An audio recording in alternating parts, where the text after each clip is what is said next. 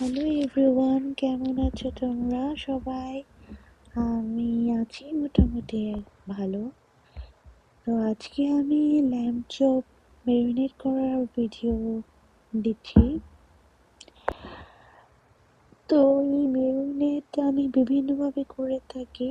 যেটা একেবারে লাইট মানে স্টেকের মতো, সেটাতে আমি শুধু salt, black pepper and soya sauce use করি। বাট এটা হচ্ছে মশালা lamb chop, and এটা আমি normally yellow rice or garlic naan দিয়ে খেয়ে থাকি। তো আজকে সেটাই করছি।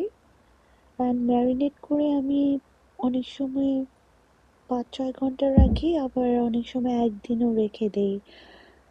তো তাহলে আরো ভেতরে একেবারে মশলাটা ঢুকে যায়। আর দুঃখজনক হচ্ছে আমি শুধু ম্যারিনেট করার ভিডিওটাই করেছি। যখন হয়ে যাওয়ার পরে ওভেনের এবং কমপ্লিট হওয়ার পরে ভিডিওটা আর করিনি, ভুলে গিয়েছিলাম। যেটা আমি পরে আরেকদিন শেয়ার করবো ইনশাল্লাহ। তো আমি একটু গল্প করি, হ্যাঁ। সেটা হচ্ছে যে আমি যেখানে কাজ করি সেটা খুব ভালো একটা অর্গানাইজেশন, ইয়েস, বাট কলিগরা অলওয়েজ তোমার পিছিয়ে লেগে থাকবে।